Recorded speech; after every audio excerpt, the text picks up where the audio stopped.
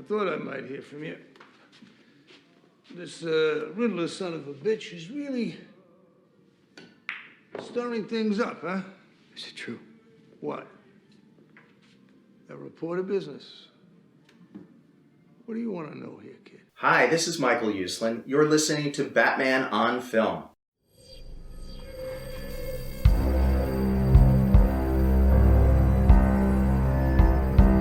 I'm vengeance. I have given a name to my pain.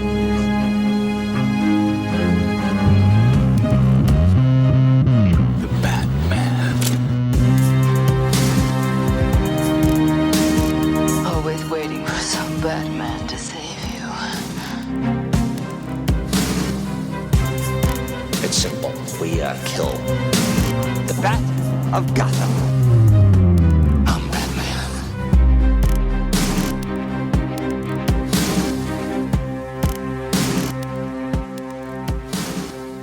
Welcome to episode 85 of the Batman on Film Social Hour podcast.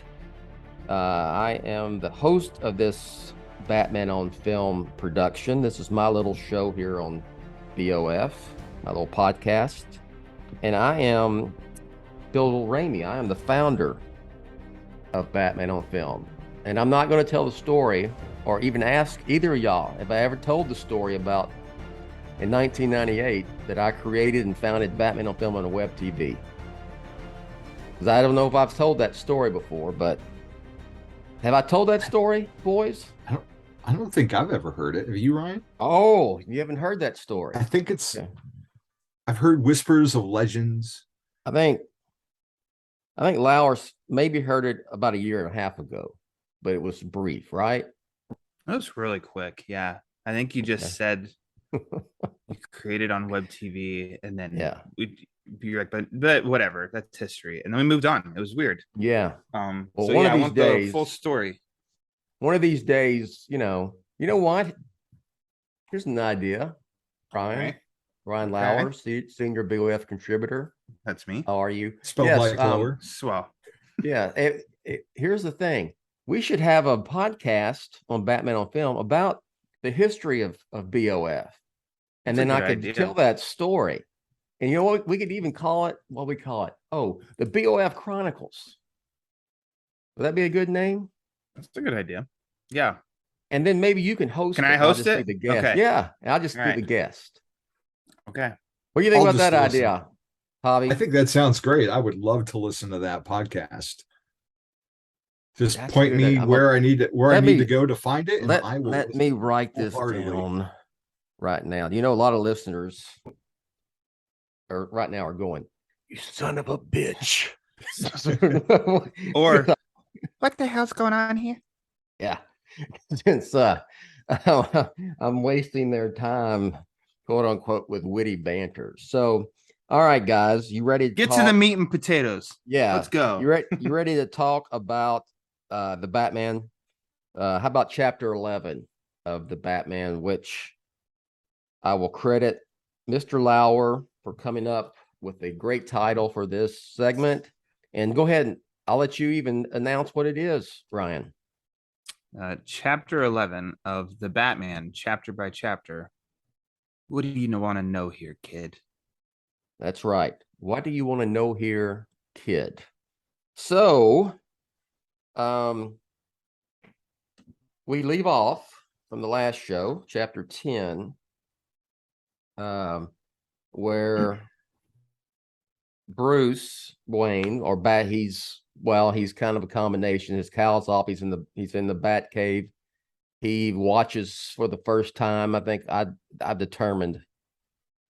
I just went through that timeline. I think for the first time he sees the Riddler's video about going after Bruce Wayne and tells him, you need to answer for the sins of your father. And then boom, Bruce Wayne makes a little visit to the Iceberg Lounge, and he wants to talk to Carmine Falcone. And here we are. So he's back for the second time, which the first time is Batman, right? Yep. And what is he? I am. Yep. Okay. You know who I am? And the reaction this time with the twins is much different than what he got as Batman, right? Yes. Okay. And he says the same thing. He does. I am. Yes. Either of you notice a difference in his voice from when he goes as Batman and then when he comes as Bruce Wayne? Well, he's softer and almost defeated. If you compare like his body posture, especially his shoulders are sunken in, the defiance he had as the Batman is just gone. I mean, there would be no way, you would see that this guy is the same guy that showed up, a night or two before. Like there's just, they wouldn't make that connection. And you made a great point. He's defeated. He's his whole body language reeks of that. And the twins, the bodyguards, the doorman, who I interviewed, by the way, you can find that interview on Batman on Film. It's on video. Their reaction is different seeing Bruce Wayne, right, Ryan? Mm-hmm. Yeah, a little more shocked, stunned. I think the one that answers says, "Yeah, I know who you are," and then closes the door and gets the other one, and they're both kind of like, he says, "I told you." Yeah. He says, yeah. And also this continues this line or this sequence of regression of the twins' faces. Yes.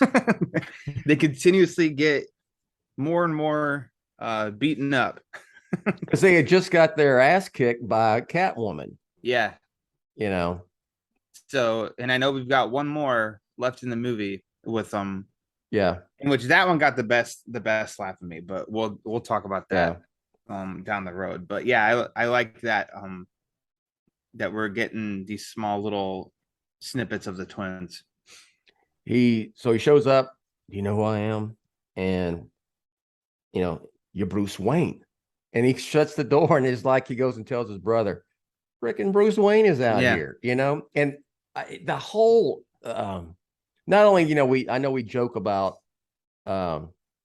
Martinez and hey, Mr. Wayne, but yeah, he gets that reaction from a lot of people, even though he's the Prince of Gotham. Yeah. Because he goes as Batman and they're like, I can go look it back up, but get that, you freak, get the hell out of here. He's like, talking about, gonna get blood off, mine or yours, stuff, and he kicks their ass and goes in, and it's all this chaos around him entering the club. And then he just go, boom, he's right in, and he's going up the elevator and comes into Falcone's office, and even the Penguin goes, "Hey, Johnny Slick, what are you doing here?" Yeah. And Oz he always has it on, because I mean, both nicknames. I mean, with that, given the funeral scene, Oz has never met Bruce Wayne because he even Carmine says to him even right there of like, "Hey, do you know who this is?" And then you got the Prince of the City here, boys. Yeah, and then Oz is like, "Is that right?" And so then here, even when he's like, "Hey, Johnny Slick," and then when he leaves, he's like, "See you, champ." Yeah. Yes, it's great. I watched this scene last night with the captions on, and the conversation that they're having playing pool about like who created the ball and how rich they've got to be, and how communism or Russia didn't work because his sweater costs like $1,168 and Russia's too austere, and that's why it fell. It's just that was so all random. And that was all Falcone, right? Yeah, that was all like Falcone, like telling his guys, and his guys were like, "Yeah, boss. Yeah, boss." That to me is such a nice little added extra to create Falcone there. He definitely is one of those I need pat on the back I need to try Yeah. and tell you how much I know. Like, which I would never argue that Falcone, in any interpretation, isn't a smart guy. But that's just what I saw there, of a little bit more. He's just got to really puff himself up in front of his crew. You learn Yeah. something. I learned some. Speaking for myself, I learned something new about this film every time we talk about these chapters. I didn't start the captions until, basically after Bruce comes in, and then it's, hey, Johnny Slick, then about that time, I said, oh, let me watch the caption. So I've never noticed. I knew they were having conversations, but I didn't know the details of it. That's pretty awesome. I don't know if it was like something, that Reeves actually wrote in the script, or that, they just, came up with That was all like spontaneously. Totoro or something. Yeah. No, but that's pretty awesome, really. And I am going to look for that and listen for that next time I watch it. So Falcone tells his guys, give us a moment here, fellas. And then, like Ryan said, see you, champ, Yeah. the penguin. And so basically, I mean, Bruce cuts right to the chase, talking to Falcone, and basically he's asking him, is it true, about my father? And Falcone says that he said, I thought I might hear from you. This Riddler son of a bitch.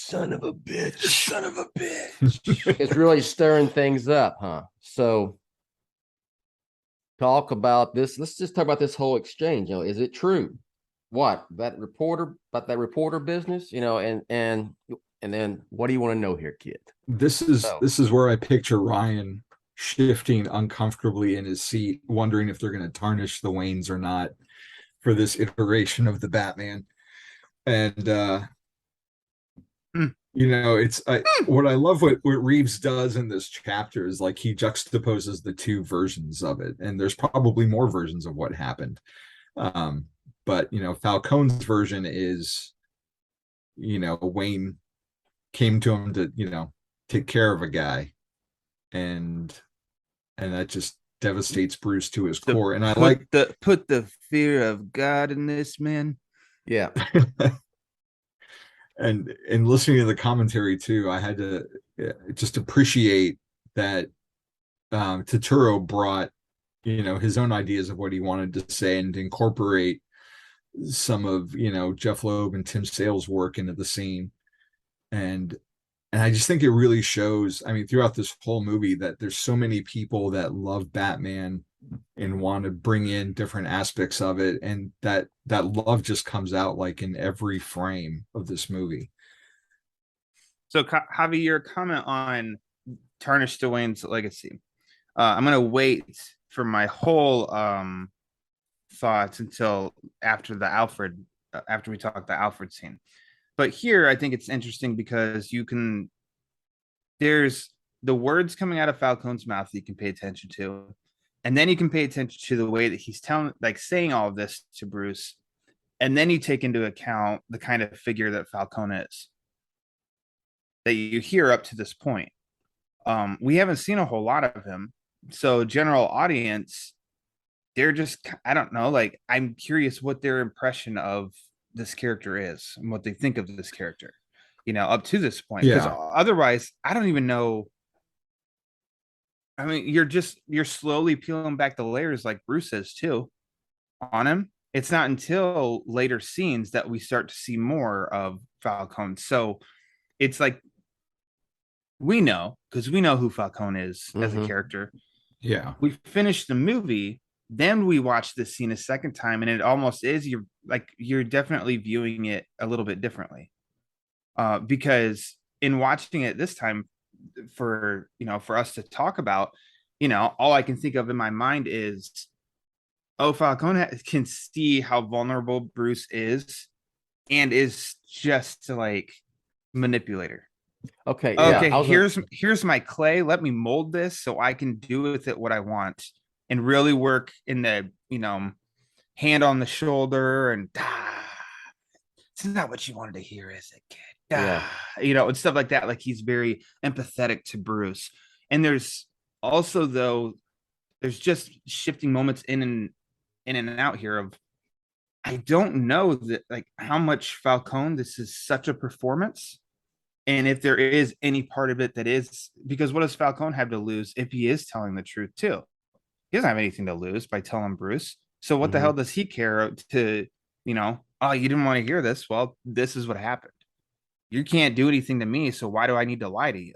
But also, that doesn't entirely hold up, because I think if Falcone could have Bruce Wayne in his pocket, he would take that instantly. So it's a really good. Sorry, Bill. It's a really good. I don't know. It's a really good scene on that, because I think Falcone, you can't fully pinpoint what he's doing here, but I do lean after, a first viewing and stuff, that this is a moments of truth covered up with Falcone versions. He is playing Bruce Wayne. Yeah. And I mean playing him, not like an actor. You know what I mean? Bruce is just from Pattinson, who doesn't say much. Mm-hmm. So again, he's acting, with his eyes and his body language, and he's fantastic. He's buying it. You could tell he's buying it. He hates what he's hearing, but he's not protesting. And, and I'm with you. I think Falcone, there's a little bit, he's telling his point of view, but he's also doing it. He's doing it because he wants Bruce Wayne in his pocket as well. And I didn't even mention he doesn't confess to anything. If anything, he wanted me to put the fear of God in this man. Yeah. He wanted me to take care of it, so I took care of it. Yeah, he didn't say what he did. Yeah. Your father wanted me to handle it, so I did. Yeah. I handled That's what it. it was. Yeah. And then he shifts the blame. Hey, here's our enemy, Sal Maroni. Yeah. Plants that little seed to where then that is, you see Bruce even like turns his head, that's a focus. And now all of a sudden it is like he's seeing Sal Maroni. Mm-hmm. Oh, Sal Maroni is Falcone's nemesis. So it's like, perfect. I got this, I got this big shot Bruce Wayne now, who does not like my enemy. The enemy of my enemy is my friend. He makes a point, Falcone, to call Thomas Wayne a good man. Mm-hmm. To Bruce. He says, you'd be surprised what a good man like him is capable of in the right situation. I really love that line. Then it goes to the Maroni, And I think Falcone, that's a line that the character of Falcone truly means. I think that's a genuine comment from him. Great point. Thinking about Bruce and how reclusive this version is, this has got to be like one of the first times in years that someone has talked to him about his father or his parents that wasn't Alfred. Yeah. Like he lives in such a bubble, like to hear any new information or to hear about some different side of, someone you loved and is gone, like that's got to have, an effect on him. Like there's no, it's easy to understand why he's just present and listening and taking it all in. And it's got to be a lot for him to absorb, because it's never even crossed his mind before, probably. Yeah, you're right. So things we don't see, things may be implied just by body language and whatnot with Pattinson, but it's got to be, he's taking all this in. He's got to be even more defeated than he was when he first got there. And it kind of goes back to, what do you want to know here, kid? You want to know this, And I do think that Falcone believes that Thomas Wayne is a good man. I think even though he wanted Thomas Wayne in his pocket, right? Mm-hmm. but Thomas Wayne also saved his life one time. And, you know, he said like he told him, Bruce, at the church, I'll never forget it. I remember that, whatever the line specifically was. And great point about, he starts insinuating that Maroney had the Waynes killed, is this what you wanted, huh? This little conversation here goes back to that. Yeah. You ain't a kid no more. Yeah. And Bruce going back to Wayne Tower, walking in his parents' bedroom. This is when everybody says emo Bruce. This is the shot of emo Bruce, his hair down over his eyes as he's just walking broody up those steps. Whenever I hear that, I mean, it just goes back Bruce, to what Javi pointed out, what we've talked about. I mean, this is like maybe, God, that scene, that short scene of him back at Wayne Tower, going to his parents' bedroom, walking up the stairs to get I mean, it's just, he's the complete opposite of Batman coming out of the tunnel at the beginning when he takes on that gang, or anytime we've seen Batman up to that time. Mm-hmm. Yeah. Do you think that they'll do something? Because, well, was that Thomas Wayne's office that he opened the door to, or was it the parents' bedroom? You think there's a bed in there? Yeah. There is one. Okay, so then it's got to be their bedroom. But there's like a desk area too, right? Yeah, and I think that's what I always like a dresser. That's what always draws my eye, is like the desk, and I'm like, oh wait, is that an office or is it their bedroom? Do you think that so Bruce just opened that, and it seems like he's opened it up after years of it being closed off. Well, did they do something with that in the sequel?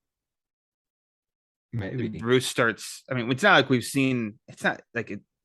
Well, hold on. I was gonna say it's not like it's crucial that we see where does Bruce Wayne sleep, but it's not like we saw Bruce's bedroom here or not. But I mean, you look at Batman Begins. There's a quick scene. Alfred comes and wakes him up, and then after he's sick, Alfred wakes him up. Like, we get something like that? And Bruce is now taking that step in the sequel of, he's. I think because in the comics, Long Halloween, especially, I think Dark Victory too. There's even dialogue of, this isn't my house, it's my father's house. Yeah. Okay, well, I can see that by blocking off his dad's old room, but now he embraces the family legacy, all that stuff, and now he takes that over as his room. And I know that's a really small thing, but it's also, there's something there too, fully inheriting his parents. I mean, I think he sleeps in the frickin' Bat Cave. He's got a cot down there. I think so too. I'm not trying to be funny. No, I get it. I think that would be, it would be something to show some growth of Bruce Wayne. There you go. Yeah. Yeah. I think so. Well, I mean, his growth stopped. Like when he goes into that room, like that was padlocked and chained, like whenever he stops and looks at the dresser, it's got the mirror, so you can see his reflection as he catches those drawings he did when he was little of him and his parents. Like that's when he stopped growing as a person, is when he made those drawings. And that scene is so quick. If you like go up to like refill your drink or use the bathroom, like you're missing out on all that, because it's like gone in a flash. But it's like so important to emphasize like where his mindset has originated from. It's like he goes in there to remind himself again, or now after hearing from Falcone, what he thought about his parents before that conversation. Yeah. And finding out not only just from the conversation with Falcone, but all, I doubt he knew his mother was in and out of institutions and had mental health issues and all the the Arkham side with, you know, his grandmother killing his grandfather, you know, so there's a lot that just went down for him. Just Yeah, in that, he's you know, just reevaluating everything. yeah. Yeah. All right, right there. Let's take a quick break. You are listening to the Batman Chapter by Chapter series on the BOF Social Hour podcast. Let's hear a word from our sponsor, and we'll be back here after this quick break.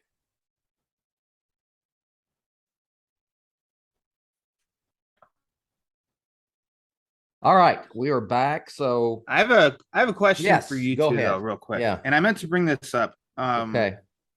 Falcone's hideout. What did you guys think Mhm. of that place? The first I wrote it down, just a note. When Bruce comes in and we see Gotham, the street, you know, the city Mm-hmm. in the background, I thought it was a great shot as far as aesthetic and the look. And I know that's part of the, you know, them creating the city and the technology they used.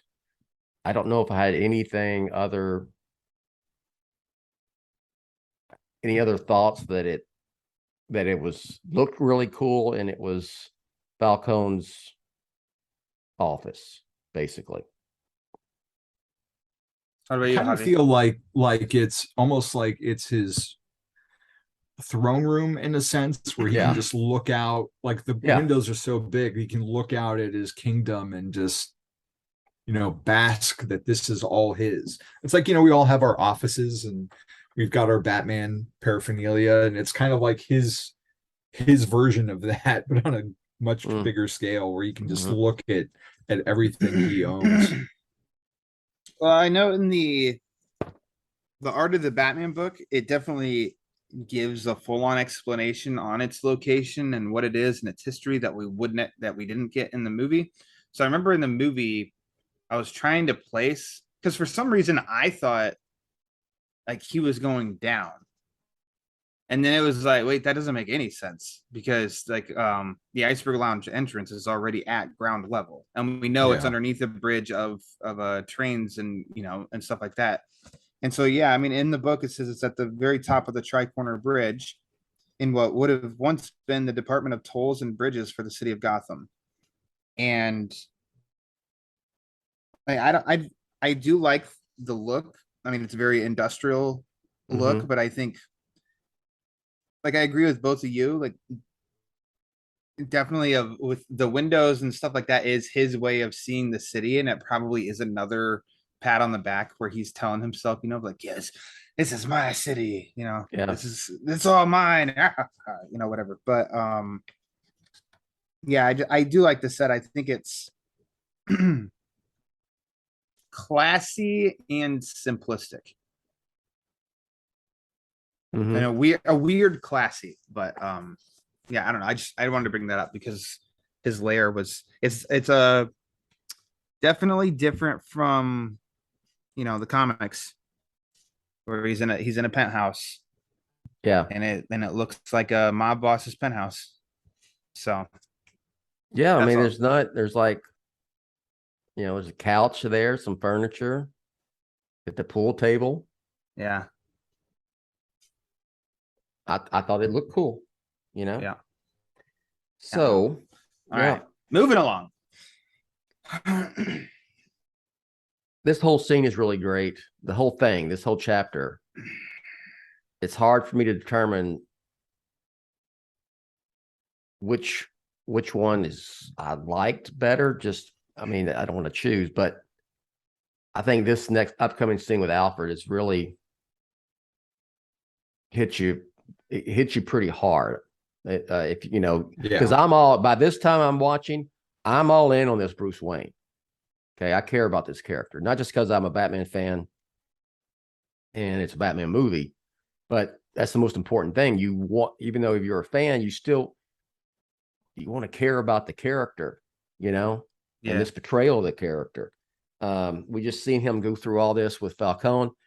Okay, I am at this point, I'm thinking, okay, you know, yeah, I'm kind of believing Falcone as audience member, as watching the film after everything we've seen in the last, here in this short period of time with the Riddler reveal and everything. And I'm thinking also, I'm like, maybe they do something different with the Waynes, as we've seen in other films where they're like, compared to the like Batman Begins, where they're just impeccable people of Gotham. Clearly they're not impeccable in this version, but he goes to Alfred and he just goes and how long has he been there? Just sitting there. Alfred wakes up, and I thought it's a really great acting on both part, but he wakes up, he sees Bruce, and he smiles. Mm-hmm. He's happy to see Bruce. And Bruce says, "You lied to me my whole life." That's the first thing he says. And he doesn't say, Alfred. And thanks. I'm so smile happy goes you're alive. away. Yes. Yeah, no. It's just like a balloon gut being punch. deflated. Yeah. And Bruce tells Alfred he spoke to Carmine Falcone, and he told him what he did for his father, and also mentions that Maroni had his parents killed. So Bruce he believes it at this point. Right then, he's believing it. So is his whole purpose right then, is his purpose going to the hospital? Is it to like call out Alfred, despite the fact that Alfred is almost got blown to bits, but he's in the hospital? Is that his sole purpose there? Because things change pretty drastically, pretty remarkably here, and just in a few moments after Alfred speaks to him. I wouldn't say it's his sole purpose, but I think it's the purpose that's driving him in that moment. As he gets to it later in the scene, like what he's afraid of, like there's definitely, he definitely cares and loves for Alfred in a way he can't vocalize yet, because he's so just focused on the mission and how the mission is about to change it possibly in his mind. So I think the concern is actually there, but it's not what's propelling him in that moment, because he can't move forward until he gets to the truth of things. It's really similar in some respects to Bale and Kane, and how Kane lied to him and how they have like that breaking. Like this is that moment for these two characters, but obviously they go on a different trajectory with it.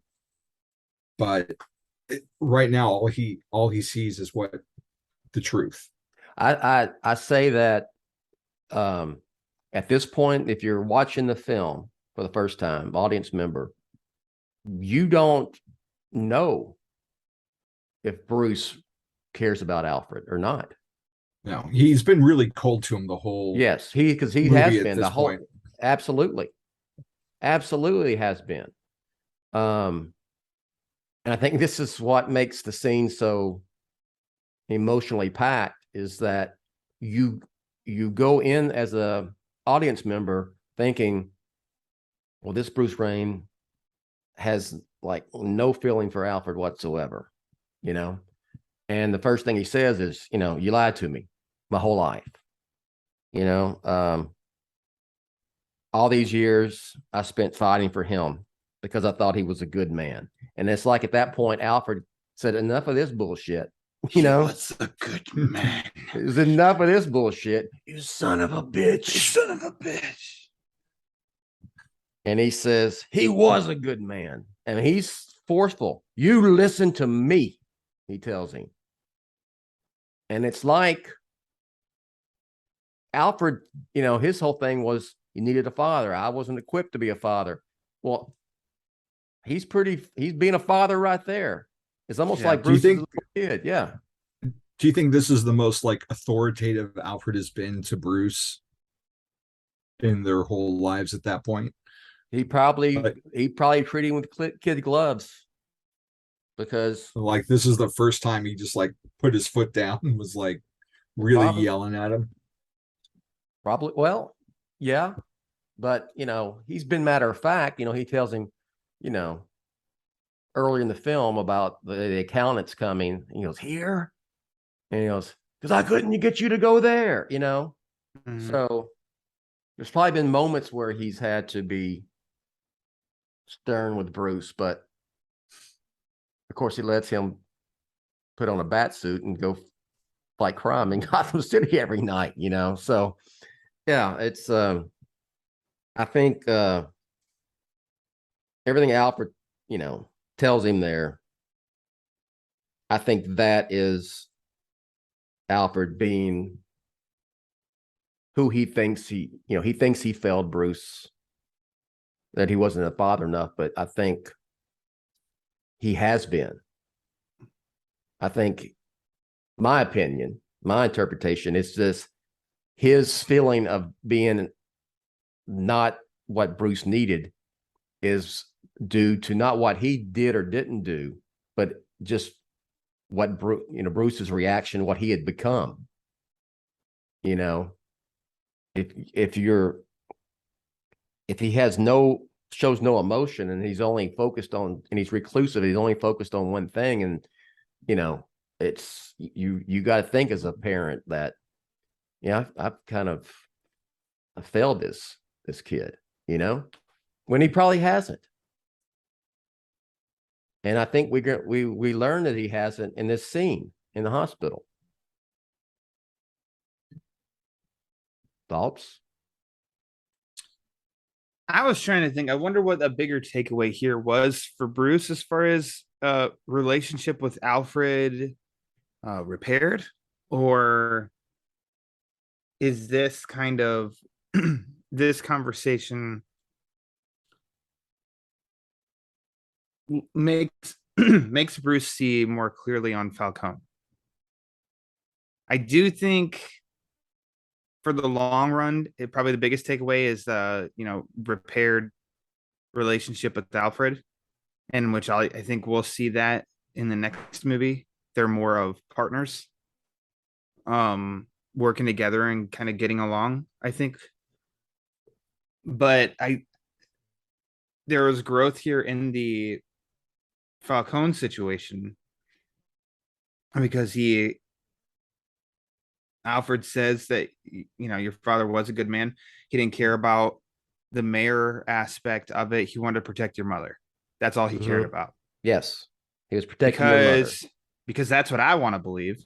I jumped on that right away. I was like, see, yeah, no, Thomas Wayne is a good man. Okay, he's squeaky clean.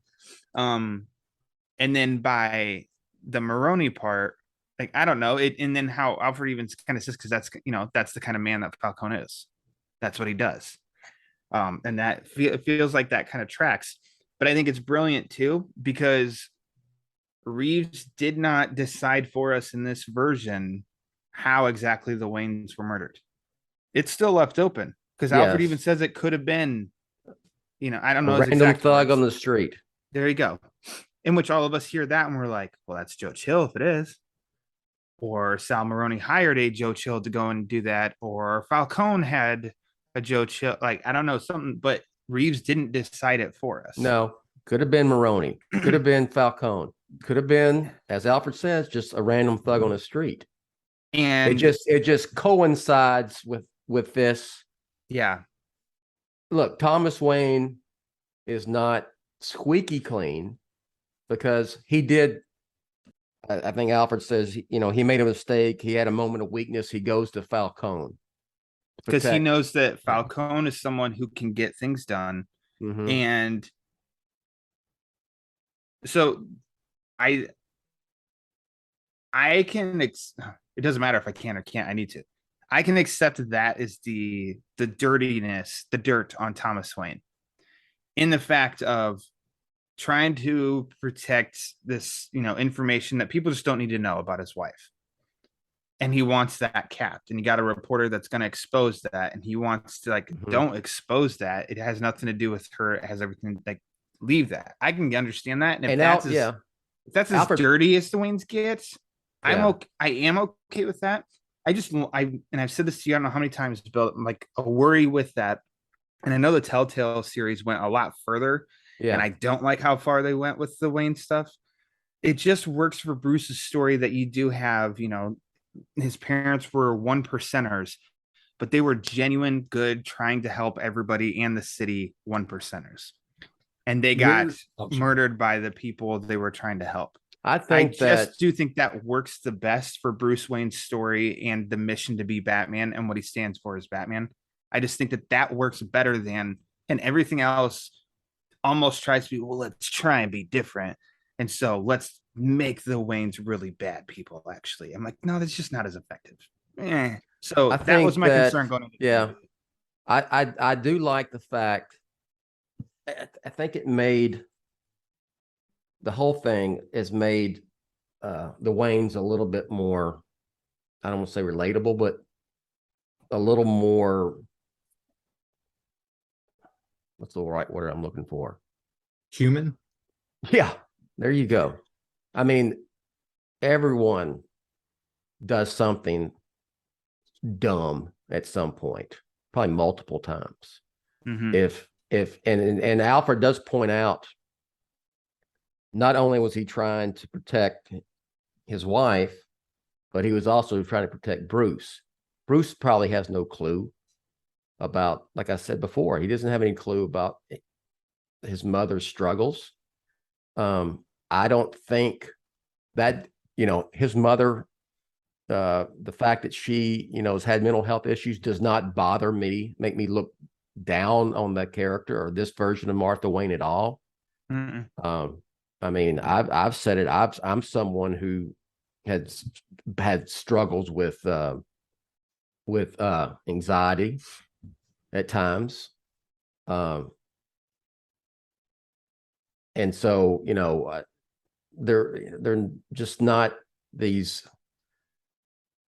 infallible people who, you know, they're human. And I think Javi said it best. And a mistake, he panicked, Thomas Wayne. He panicked not because it was going to hurt him politically, is that he did not want all that to be, you know, about his wife, about Martha Wayne.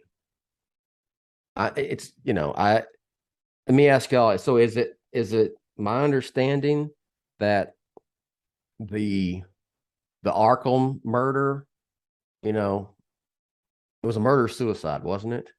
Yes. Yeah. That was that all hushed? That it never came out. It was the video covered up by someone. Yeah. Okay. I was gonna say the video, as far as what we know, like this was the first time we heard of it, is what it felt like to me. So that was kept secret. Martha Wayne's struggles were kept secret. And this, you know, this Elliot was going to expose it. And so, of course, Thomas Wayne knows about it. Alfred knows about it. Bruce doesn't know. So yes, I'm going to protect my wife's reputation, and I'm going to spare my son the hurt of knowing about all this as well. That's pretty much yes. Yeah. How we interpret that. All right.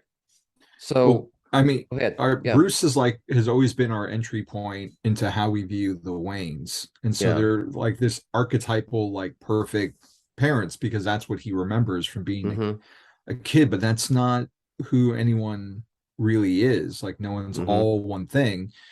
And what Reeves does is still have them hold on to that nobility, but this is the most they feel like characters, I think, even though we don't see them, as opposed to like an archetype like we get in like Begins, where like his dad is always saying the right thing and is this perfect humanitarian. Here it's like we you get that impression, but you also see, some other fallibility, which I was wondering last night, because, we all kind of fill in what happened in our own head because we've seen so many iterations. But did they actually, like, when the night they got murdered, the who of it aside, like, were they coming back from a movie? Were they coming back from the opera? Like, how did that happen? Because that seems like it would be weird for Thomas to have a conversation with Falcone where he's like, oh, I'm going to go to the police after we go see Zorro with Bruce. Like, that seems kind of odd that he would sit on that information and not just go directly to the police on the way. So he doesn't have to. It doesn't have to be going to see Zorro, going to see a movie. It doesn't have to be going to the opera, as we saw in Batman Begins. He is running for mayor. There are events that he would have to go to. There would probably be events he would have to go to and bring his family, including Bruce. So maybe it went down after one of these type of campaign events. Like, we don't need to see it. Like, Reeves does not have to show us in the Batman 2 we or just the sequel. Yeah, we know but that. I just wonder how it happened. We know that. I think wherever way you want to decide how it happened, we know that Bruce was with his parents, saw his parents killed in front of him. How Bill, it are happened? you a Joe Chill guy or an unknown gunman guy? Unknown gunman. What about you, Lauer? Mr. Freeze looking for diamonds. Yes. Okay. I'm gonna get me some diamonds. Some diamonds. Son of a bitch. I just feel like the unknown gunman, we got his name was Joe Chill. So to me, it's always Joe Chill, but it's left at that. I don't know. Because I don't need the trial of Joe Chill or something either. But I mean, I don't know. It works both ways. It's kind of like, for me, it's like with the Joker. I don't want to know who he is, where he came from. I don't even want to know how he became the Joker. He just is. Yeah. So it's kind of like that with, they were just murdered. We don't know. Was it was it Falcone? Did he, send someone to rub him out? Or was it Maroney? Or just some random thug on the street? Good with me. And, Alfred, start wrapping this up. Alfred feels guilty not only for thinking he didn't do a good enough job bringing Bruce up, but, he makes a point. It was my job to protect them. He's what is he? He was their security chief, right? Not just a plain old butler. Yeah. In this iteration. And he said, I taught you how to fight, but what you needed was a father, and all you had was me. And I'm sorry. And that's, Bruce, after hearing all of this from Alfred, this is the first time you start to see him. He's having an epiphany. A light bulb has gone off in his head as Bruce Wayne, and we will see it later. Also, the light bulb goes off as Batman. Compared, because up to now, he's cold as hell as Bruce Wayne. It's only about the mission. And then with Batman, he's vengeance. And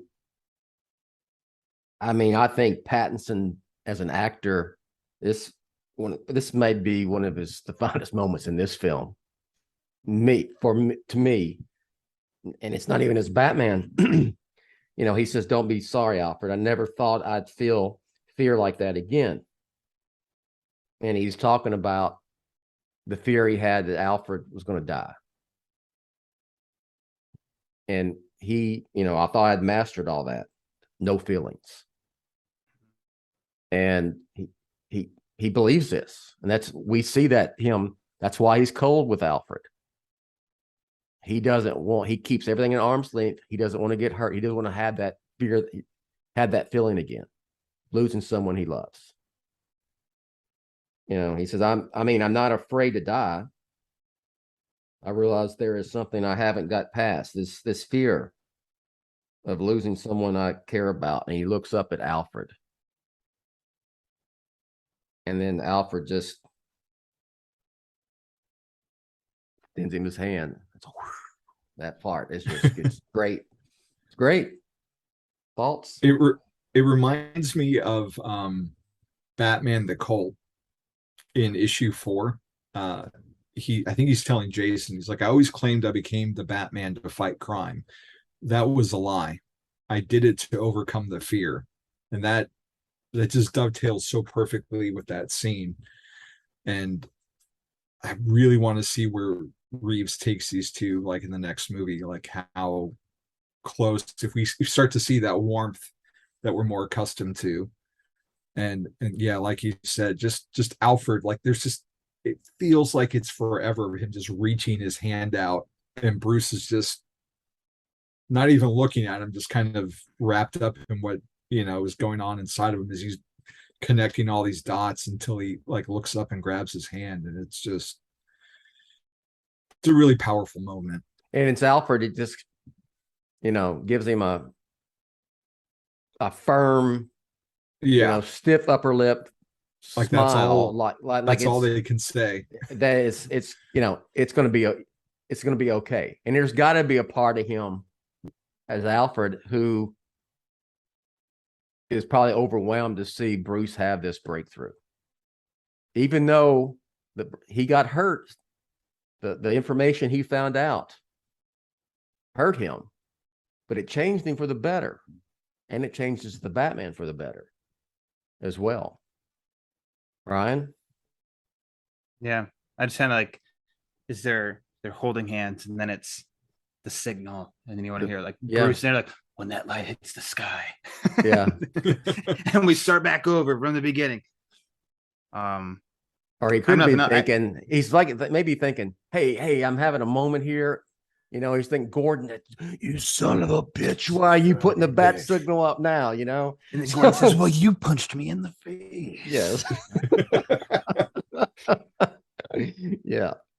No, I have nothing else. I have nothing else to add to what you guys said. I think we'll see the payoff to this in the next movie, because this also is the last we see of Alfred.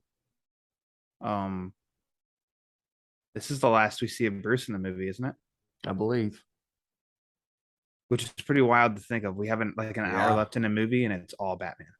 And it's yes. Well, there's the Drifter, but that's not Bruce though. There's Drifter Bruce. Yeah, he goes back. Oh yeah. Okay. Yeah. Never mind. That counts. That's not him in the bat suit. So that's Bruce Wayne. Yeah. But yeah, I think we'll see the payoff to this in the next one. And you give me the bat signal in the sky, and I'm always like, yeah, do it. Suit me up, Uncle Alfred. All right. So that's going to do it, I think, for this chapter of the Batman. So let's plug some stuff. Hobby, you can go ahead and start that if you would like, sir. Oh man. Well, you and I recorded an episode of Batmanimation that dropped a week ago, where we talked the Batman of Zur-En-Arr, Peter Vera's favorite Batman of all time. Hey, we got Ryan to watch that episode of Brave and the Bold. I did.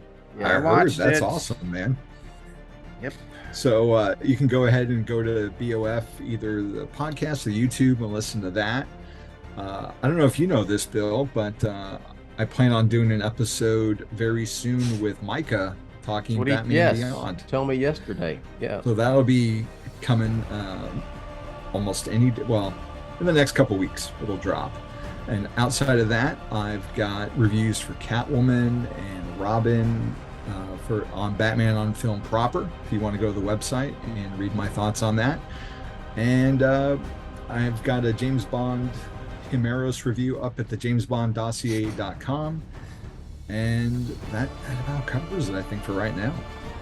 And Ryan Lauer and I got to interview Sean Gordon Murphy for Beyond the White Knight. If you haven't been reading the White Knight series,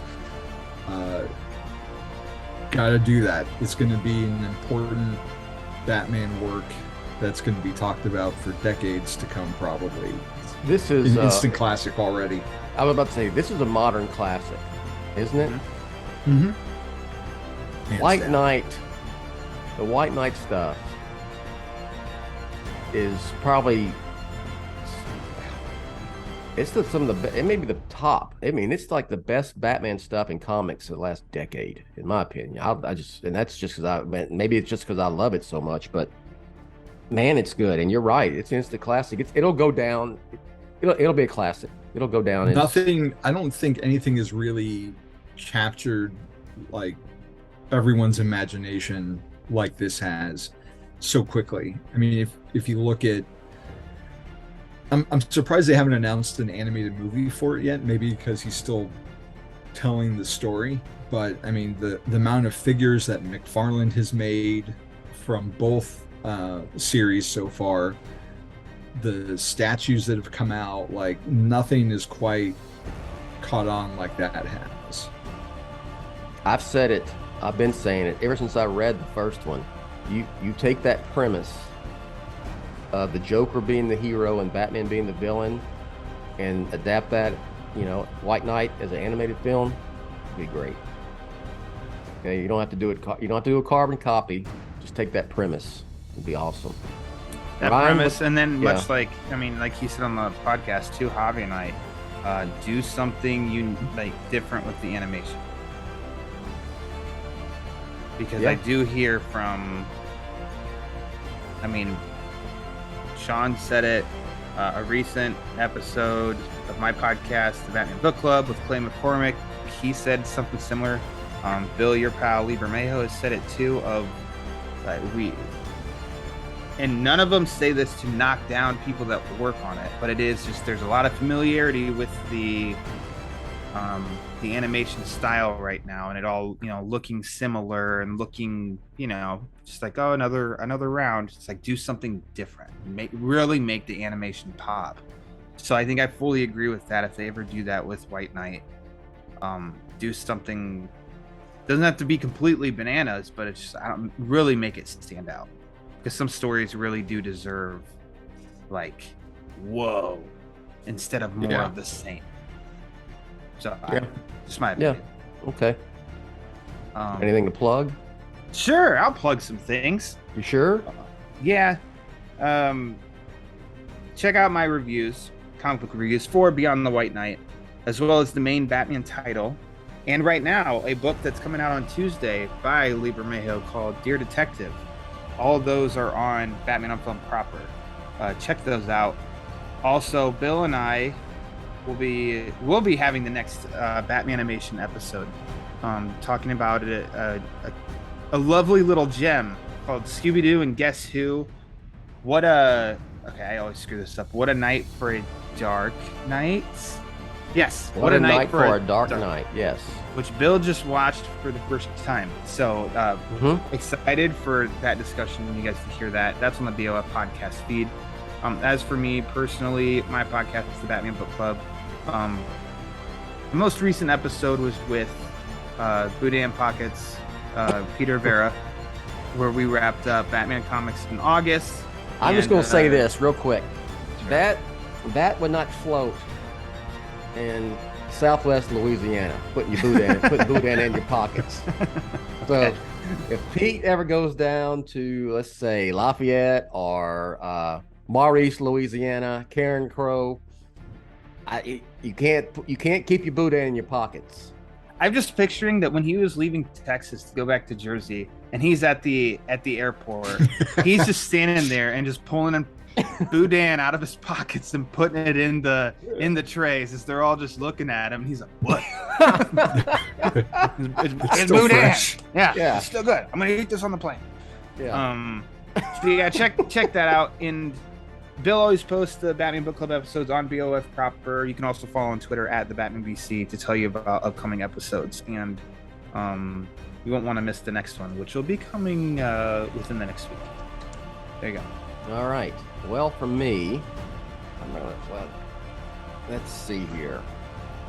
I have to look at my notes. I have so many plugs. Not really. All right. All these shows that are mentioned are part of the Batman Podcast Network. Go to Batman on Film, the website, Batman on Film proper.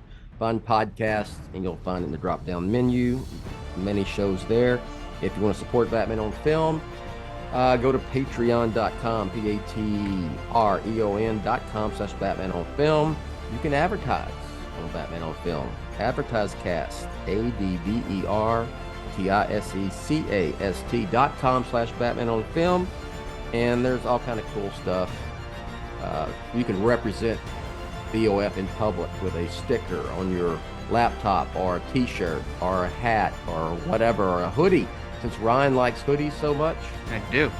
you can get you a Batman on Film hoodie and wear this fall and winter. And that's all I got. Announcer Rachel will take us out. Thanks for listening. We got 11. What we got? 7 more chapters to go. And then the riveting finale, reading the credits. Reading the credits would be interesting. You know what would be an interesting take on that? The shout outs. Yeah. Shout outs Exactly. that Mr. Reeves provided that to try to talk about the influence. What influence did they have on the Batman? Like our friend Lieber Mayho. It's pretty clear what the influence was there, wasn't it? Yeah. Yep. All right. So Yeah, that for I'm still stuck with the image of Pete going through security at DFW and going through and taking out Boudin out of his pockets, put them in Yeah. that little round dish that they have. Yeah. Oh, you messed me up there, Ryan. You messed me up. I got a visualization bad. I can't get out of my head. All right. So for Ryan and Javi, I'm Bill. Thanks for listening, and we will catch you next time. Thanks for listening to the BOF Social Hour, Jet's official vlog and podcast on Batman on Film. Follow Jet on Twitter at Batman on Film. Follow the BOF newsfeed on Twitter at the Batman on Film. For Jet and everyone at BOF, I'm announcer Rachel. Authoritative, definitive, the original Batman on Film, established in 1998.